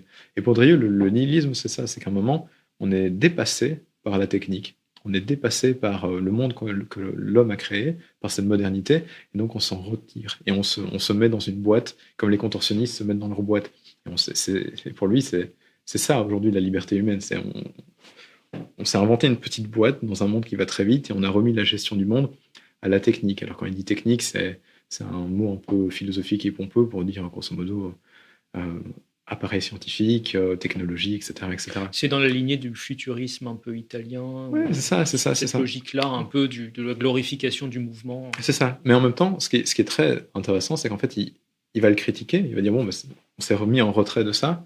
Donc il y a une forme de peur de la technique. Mais en même temps, on sent chez lui qu'il se dit, mais si on arrivait à la prendre en main, justement, si on arrivait à la chevaucher, simplement, ça demande un type d'homme différent. Et alors là, c'est assez intéressant, mais c'est comme si l'évolution humaine et l'évolution culturelle se faisaient euh, sous des prismes et sous des concepts similaires, mais pas à la même vitesse. On a l'impression que la culture avance beaucoup plus vite que l'homme n'avance, et qu'en fait, à un moment, l'homme se retire sa responsabilité du monde parce qu'il n'arrive pas à gérer la culture qu'il a mis en place. Et aujourd'hui, je crois qu'on est vraiment là-dedans, c'est-à-dire qu'on vit une époque qui est très virtuelle et qui impose de nous beaucoup plus de responsabilités, beaucoup plus de difficultés. C'est plus difficile d'être concentré quand on a un smartphone que quand on n'a pas dans les années 20, mais ça nous impose un effort supplémentaire. Et c'est ça, en fait, le type d'homme qu'il cherche. C'est un homme qui est beaucoup plus responsable et qui est capable de prendre en main la modernité. Et je crois que c'est la vraie quête de Drieu, à travers cette quête de la jeunesse et de la virilité dont on parlait au début. C'est une vraie virilité spirituelle, au sens où on se rend capable de prendre en main cette civilisation moderne qu'on a créée, de prendre en main cette vitesse. Aujourd'hui, il faudrait peut-être actualiser, j'aurais beaucoup de choses à dire, mais c'est pas l'occasion de l'entretien ici. Mais je crois que ça parle assez bien euh, parce qu'on a tendance parfois à vouloir retourner simplement au passé par peur justement de la modernité. Et Drieu vous dit un peu chevaucher le tigre en fait.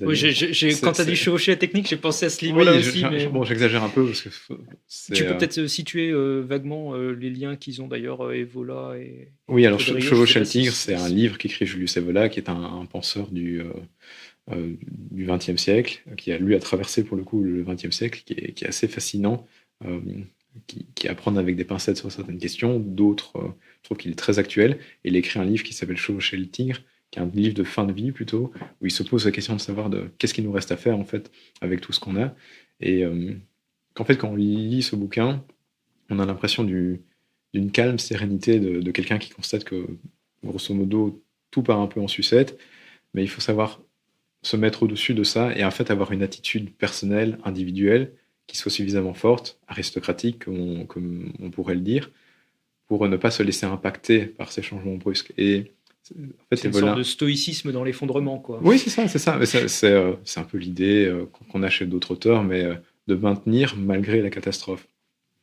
Et en fait, ça impose une forme de force morale qu'on pourrait justement rapprocher à ce que Drieu dit pardon, à ce que Drieu attend d'un nouvel homme qui pourrait être capable justement de prendre en main la technique. Parce qu'en fait, c'est pas tant qu'il le prendrait en main dans le sens où il lui donnerait une direction, mais c'est il lui prendrait en main, il prendrait en main ce monde-là parce qu'il est capable de l'assumer, de le regarder avec un calme un peu serein et pas de s'en effrayer.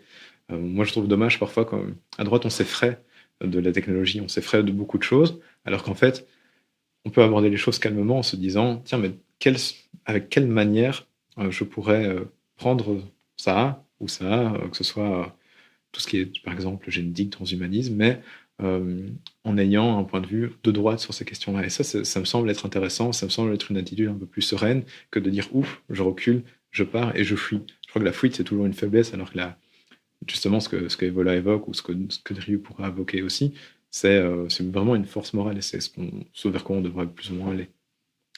Drieux-La Rochelle, il a quand même connu une fin à la fois dans la collaboration et dans une certaine proximité quand même avec des idées qui ont fait des millions de morts. On ne va pas se cacher derrière notre petit doigt. Alors, c'est pas le seul à avoir collaboré, hein. Je veux dire, je prends une Simone de Beauvoir, elle a passé certains temps à animer des émissions de radio sur une radio qui mentait aux Français, on va dire. Et bref, donc il y a quand même eu pas mal de gens qui ont été proches de l'occupant pendant cette période-là. Lui-même en a fait partie, ou en tout cas a dirigé notamment des revues, il me semble, La NRF, oui. la NRF, qui était plutôt collaborationniste. Comment tu perçois ça, et comment tu perçois aussi sa fin de vie, puisqu'il s'est suicidé à la Libération, enfin à peu de choses près, hein, comment tu perçois cette fin de vie du personnage? Alors, sur la collaboration, de nouveau, nous, on a la perspective de l'après.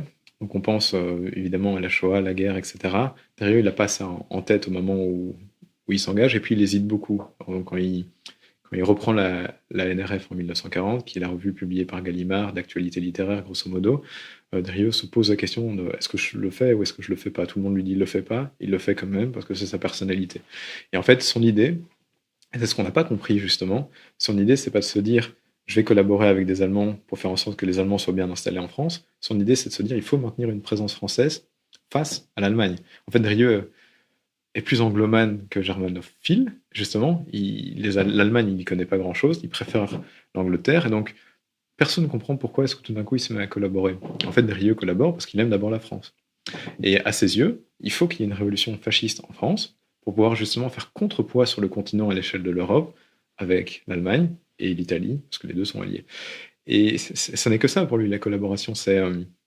Il espère sincèrement du fond du cœur que en fait, les Allemands veulent avoir une politique européenne. C'est le grand aveuglement des fascistes français, des écrivains fascistes français.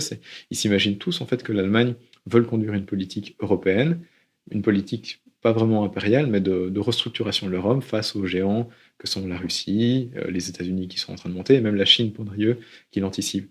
Et donc Drieux se dit, ben voilà, en fait, s'il faut un continent européen plus ou moins unifié pour lutter contre ces mastodontes-là, il faut un fascisme français.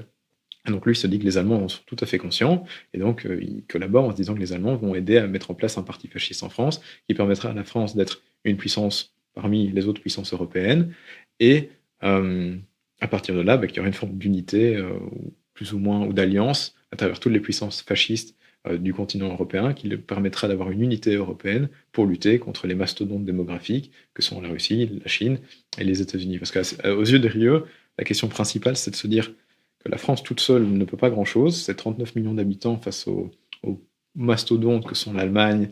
Oui, il a une vision très nataliste, en fait, par moment. Ouais. Il a une vision très démographique de la question. Il se dit, mais en fait, le nombre fait que naturellement les Français ne pèsent pas grand-chose aujourd'hui.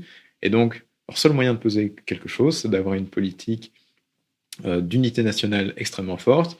On fusionne les classes ensemble et on travaille tous dans un seul but, qui est la puissance du pays.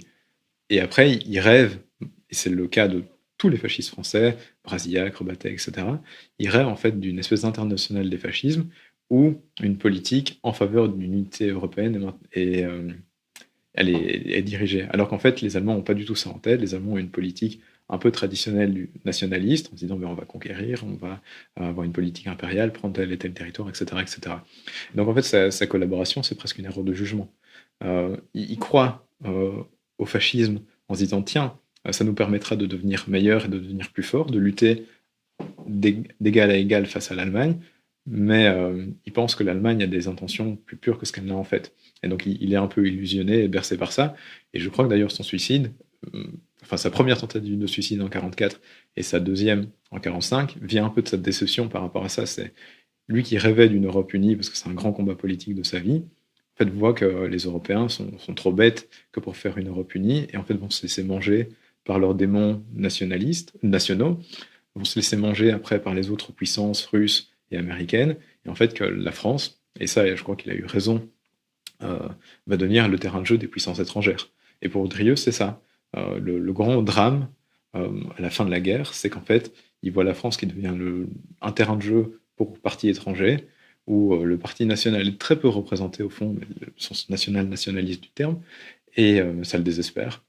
Et ça le désespère à ce point qu'il se dit que c'est tout défoutu, en fait, tout simplement.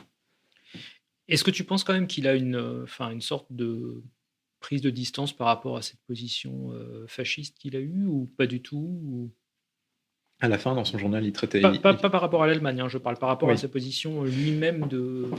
À la fin, dans son journal, il traitait Hitler de con. Donc, forcément, il écrivait des articles en 1943 dans la presse collaborationniste contre la politique allemande. Donc, il était très critique, en fait, de ce qui était fait. Et je crois qu'il a. Enfin, à la fin de sa vie, il bascule même en se disant que Staline va sauver l'Europe. Donc, il est presque à revenir au communisme. Et de nouveau, ça fait partie de la personnalité de Drieu, qui n'est pas attaché à un parti. Il n'est pas partisan quand il est fasciste, mais il s'attache à l'idée. Il faut sauver l'Europe. Il faut sauver l'Europe de sa fin démographique future, de son ralentissement et de son déclin. Et pour lui, le seul moyen de le faire, c'est vraiment une politique de fusion et une politique d'alliance entre les différents États européens. Il aura de cesse de dire qu'il faut faire les États-Unis d'Europe. C'est un peu curieux, mais quelque implique. part, est-ce que c'est pas un peu la logique qui a présidé à la création de l'Union européenne? Enfin, j'exagère peut-être en poussant le trait, mais Oui et non, le truc c'est que en fait, l'Union européenne a fait des promesses qu'elle n'a pas tenues, je crois, et est devenue surtout un organe bureaucratique pas très utile.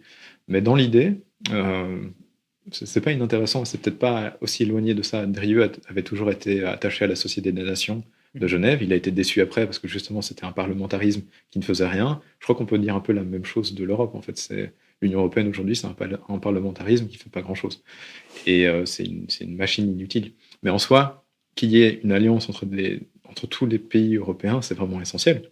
Parce que, comme Drieu le disait, aujourd'hui, on a des mastodontes démographiques qui pèsent énormément plus que nous. Et Drieu n'a pas anticipé l'Inde, nous, on l'a à nos portes, on a à la porte de la Chine qui font des milliards d'habitants.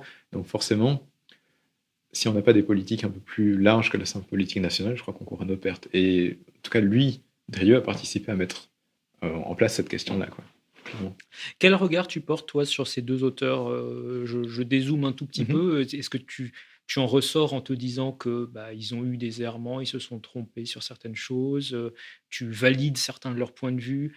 Tu vois, tout ce côté un peu controversé, etc. Est-ce que c'est quelque chose que tu assumes en disant, oui, il y a des parts d'ombre dans ces personnages, et en même temps, on est capable de prendre ce qu'il y a d'intéressant, mais tout en critiquant certaines de leurs zones d'ombre? Ou est-ce que tu considères que quelque part, il n'y a pas vraiment de zone d'ombre, c'est un faux débat qui est inventé par des gens de gauche aujourd'hui pour les décrédibiliser? Il y a des zones d'ombre parce qu'il y a des erreurs, mais qui ont été des erreurs qui n'ont pas été sont pas été des. Par exemple, Drieu, quand il choisit le fascisme, il choisit consciemment, mais il choisit pas au nom de ce à quoi on attaque le fascisme aujourd'hui. Il choisit au nom de quelque chose d'autre. Et puis aussi, moi, j'aime pas mélanger morale et littérature. Je crois que ça fait pas bon ménage. J'aime bien distinguer les deux. Et ça fait partie des auteurs qu'il faut lire parce qu'en fait, ils nous apprennent énormément sur toutes les questions qu'on a évoquées, notamment, on va reprendre cette question du sens de l'existence et du nihilisme, et en même temps, ils ont un style tellement magnifique que ce serait dommage de passer à côté. Et, oui, mais tu vois, il y a des auteurs moins controversés qu'eux qui ont parlé aussi de nihilisme, bien sûr, plein de questions qui nous intéressent. Tu pourrais trouver d'autres personnages. Enfin, ces auteurs-là, quelque part, aujourd'hui, sont très attaqués sur leur positionnement politique. Et du coup, je trouve que c'est intéressant de se poser la question de savoir, voilà, moi, je me demande, est-ce que tu considères qu'ils ont vraiment commis des fautes de compréhension du monde politique, ou est-ce que tu penses que c'est la suite logique de leur critique du nihilisme qui les a poussés là-dedans? Comment tu perçois, en fait? Alors, pour le cas de Barrès, je crois qu'il est injustement maudit, parce qu'en soi, ce qu'il dit est très commun à son époque. Par rapport aux questions les plus radicales. Il a surtout été condamné pour son antisémitisme. Tout le monde est antisémite à l'époque où Barrès écrit, y compris la gauche. Donc là, évidemment, il y a des fausses condamnations qui ont été posées. Et Drieu, je crois que le seul point vraiment obscur qui est sa collaboration, en fait, c'est une erreur de sa part par insouciance de jugement. Il n'a pas vu ce qu'était la réalité de la politique allemande et il est passé à côté. Donc là, il y a une erreur politique de sa part assez forte. Sur le reste, je crois qu'il a plutôt raison quand il parle des problèmes de démographie en Europe et qui dit que s'il n'y a pas une alliance des politiques des pays, des nations européennes, on court à notre perte. Je crois qu'il a raison. Je crois qu'il a raison sur la crise de la modernité, la nécessité de dépasser un peu tout ça. Donc là, je le prends plutôt en intégralité.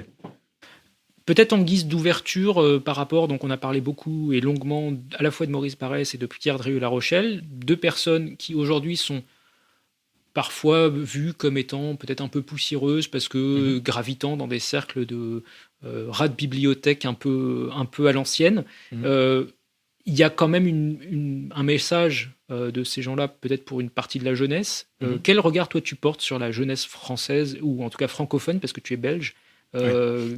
qu'il y a aujourd'hui, et qu'est-ce qui pourrait les intéresser chez Barès et chez Drieux-La Rochelle? Alors, je crois que Derieux parlera beaucoup plus aux jeunes actuels que Barès. Barès, c'est un monument de la littérature, peut-être un peu compliqué. Je crois que les jeunes aujourd'hui, ils se cherchent beaucoup. C'est un peu bateau ce que je vais dire, mais je crois que c'est vrai. On est vraiment en questionnement permanent, en fait, et on ne sait pas poser les questions. Et ces auteurs-là, et c'est pour ça que moi je les ai aimés, ils m'ont aidé à poser des questions et des bonnes questions sur mon identité, comme on l'a évoqué au début, sur la question du moi, l'appartenance à la nation. Ils ont reposé des perspectives aussi. Le fait que le sentiment soit plus important que la raison chez Barès, moi, ça m'a beaucoup travaillé, ça m'a beaucoup questionné. Et chez Derieux, c'est un auteur vraiment qui s'adresse aux jeunes, c'est-à-dire il vous prend un peu de plein fouet, il vous prend avec tous vos vices et toutes vos capacités, et il vous dit mais regardez-vous et faites un peu ce que vous faites un peu quelque chose de mieux que ce que vous faites. Et en fait, il vous pousse par ses paradoxes et sa vie à un peu vous dépasser.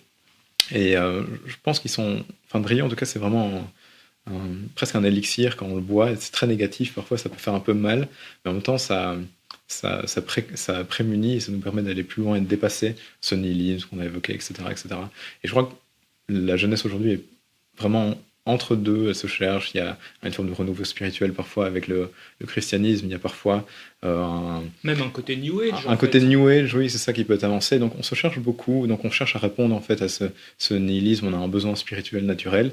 Et Drieux vous aidera à passer un peu le cap, je crois. C'est une vraie culture de réalisme et une vraie culture de négativité, mais dans le sens positif du terme. Ça fait mal, mais c'est pour construire en fait. Et c'est pour ça que enfin, je conseille de vraiment lire ces auteurs-là. Peut-être plus Drieux que Barès, mais Barès aussi, pour ces raisons-là, parce qu'en fait, ce sont des étapes clés, je crois, dans les formations, et quand on passe par eux, on en ressent vraiment grandi. En tout cas, moi, ils m'ont vraiment aidé à me former, à me structurer. Oui, bon, moi j'avoue que je trouve Drieux-La Rochelle un peu déprimant quand même. Mais après, voilà, tu vois, je veux dire, on a des À tous des perceptions personnalités différentes. peut-être un Ouais. peu différentes aussi. Quel regard aussi tu portes sur le rôle de la lecture dans la jeunesse? Parce que, alors, on va peut-être en parler un petit Oui. peu. Tu tiens une plateforme à côté qui s'appelle Idéochoc, Mhm. où tu essayes de résumer des livres, principalement des essais, hein, sauf si Ouais, je me trompe. tout à fait. J'ai pu voir un petit peu certains des résumés que tu as fait dessus, et franchement, j'ai trouvé que c'était un travail de fiche de synthèse qui était assez qualitatif Mhm. pour des jeunes qui n'ont pas forcément envie de lire. Et Mhm. quelque part, le côté un peu nouveau, c'est que tu en fais une version audio. Donc pour des gens qui veulent vraiment absolument pas lire, Ouais. ils peuvent écouter une version très condensée et avoir un peu le résumé de la pensée d'un auteur dans un livre. Oui. Est-ce que tu penses que quelque part le livre est un peu dépassé aujourd'hui, ou c'est juste que on a besoin de renouveler la manière dont les jeunes vont s'approprier la lecture, peut-être par le format audio? Alors, je crois qu'aujourd'hui, on a eu un vrai problème avec la lecture. On lit de moins en moins, tous. Enfin, moi, j'essaie encore de lire beaucoup, mais autour de moi, je vois qu'on lit de moins en moins et on lit aussi de plus en plus mal. Et en fait, ça tient à plusieurs choses. On n'a pas le temps, on travaille trop, on est occupé, vie de famille, argent aussi, parce qu'un livre, ça coûte pas 2 francs 6 sous. Donc, il y a parfois des difficultés qu'on a à s'affronter à la lecture, aussi des difficultés plutôt symboliques. Moi qui viens d'une famille qui ne suit pas du tout littéraire, au début j'avais un peu peur de m'adresser à certaines œuvres parce que on n'a pas les références, on n'a pas les codes justement, donc on ne sait pas trop comment aborder tout ça. Et en fait, Idéochoc, l'objectif, c'est de démocratiser, mais de manière qualitative, l'essai en tout cas, la pensée. Et donc on résume en fait chaque semaine un bouquin, un essai, en le résumant à son concept essentiel et en le présentant sous format audio, sous format de podcast. Il n'y a pas de ligne éditoriale particulière. L'objectif, c'est d'avoir une vraie bibliothèque culturelle pour permettre à tout le monde, tous ceux qui justement n'ont pas le temps, n'ont pas les codes, n'ont pas les sous, de pouvoir se former. Parce qu'en fait, la formation, c'est essentiel. Ça nous permet de mieux comprendre le monde dans lequel on vit. Ça nous permet d'aller plus loin dans nos raisonnements. Et en fait, ça vous donne une densité en termes de personnalité que d'autres gens n'ont pas. Donc il y a une vraie plus-value à la lecture à ce niveau-là. D'ailleurs, pour la petite anecdote, dans l'Antiquité, on pensait que la lecture était quasiment un exercice spirituel. Parce qu'en fait, ça vous discipline énormément. Donc, au lieu de consommer du TikTok et du Netflix, consommez de l'Idéochoc, parce que c'est quand même une vraie plus-value pour vous. Et ça vous apportera quelque chose. Et donc, le concept du site, c'est d'arriver à moderniser la culture, d'arriver à lui donner ce côté un peu tendance et cool qui est intéressant aujourd'hui, mais sans non plus faire l'impasse sur le sérieux, la qualité du texte. Donc, on essaie vraiment de faire l'alliance entre pédagogie et dynamisme qui est recherché aujourd'hui et qui impose qu'on ait des contenus un peu courts, brefs, et qui synthétise vraiment, du coup, un livre à son élément essentiel. Et l'objectif, c'est pas de se mettre à la place du livre et de le remplacer complètement. L'objectif, c'est justement de redonner envie à la lecture. Et je remarque, les gens qui sont abonnés au site Idéochoc me disent souvent après par mail, j'ai écouté ce podcast, ça a duré 25 minutes, mais maintenant j'ai envie de lire le livre. Mais le livre, il fait 300 pages. Et donc en fait, les gens vont lire, vont acheter et se remettent à lire parce qu'on arrive à leur présenter les choses de manière intéressante. Alors que quand parfois on est à l'université, on s'endort quand des profs nous parlent de tel et tel livre. Le pari d'Idéochoc, c'est justement de rendre ça attrayant, dynamique et agréable. C'est super. Enfin, ça correspond aussi à ce que j'essaye de faire. Enfin, Tout à fait. Tu sais que moi, mes activités éditoriales à côté, j'essaie de proposer des livres aux gens et quelque part, j'essaie toujours de les remettre dans une perspective moderne. En fait, quand j'ai sorti le livre sur Hilaire Belloc, je l'ai remis dans la réflexion sur toute l'économie moderne. Tout le côté à la fois marxiste d'un côté, le côté grande entreprise, les scores ESG, enfin toutes ces questions-là. Et je pense qu'en fait, c'est un livre qui n'a pas pris une ride en réalité. Et je pense que d'ailleurs, la plupart des essais que tu abordes, toi, sur Idéochoc, de ce que j'ai pu voir, c'était des essais dont certains éléments étaient d'une actualité encore certaine. Oui. Quoi. On essaye le plus. En fait, j'essaye, quand je choisis un livre, de toujours prendre un concept qui parle à certaines problématiques actuelles. Donc, par exemple, on a sorti récemment le livre de Hayek, La route de la servitude, en podcast. Je trouve que c'est un livre très intéressant parce qu'il parle beaucoup des dangers de la planification étatique. Et on est encore plein dedans. C'est-à-dire que quand on regarde ce que l'État fait, la manière dont il a fonctionné, cette obésité à toujours aller mettre ses mains partout, dans toutes les sphères de la société, eh bien, le libéralisme d'Hayek permet de relativiser ça et d'apporter des arguments. Pas tant que j'y crois, moi, personnellement ou pas, mais simplement, c'est une idée en plus qui nous permet de creuser d'autres idées. Et c'est ça que je veux construire avec Idéochoc, c'est un organigramme d'idées différentes, multiples et variées, de droite et de gauche, qui permet aux gens de se construire un vrai avis, une vraie opinion, pas uniquement de l'à peu près. Peut-être même aussi de multiplier des grilles de lecture, parce que pour avoir point de vue à la fois de gens libertariens, de gens de droite, de gens marxistes, et d'avoir effectivement une sorte de pluralité d'interprétation possible du réel. Écoute, merci beaucoup en tout cas d'être passé chez moi pour cet entretien. Je rappelle donc l'existence de tes 2 livres qui sont publiés aux éditions de l'Iliade. Donc un sur Maurice Barrès, Le Prince de la jeunesse, et le deuxième c'est Pierre Druet-La Rochelle, Le rêve ou l'action, si je me souviens bien du sous-titre. C'est ça ? Oui. Bon voilà. Donc ils sont disponibles, je présume, sur le site de l'Institut Sur Iliade. le site de l'Institut Iliade ou de la Nouvelle Librairie, qui est mon éditeur. D'accord.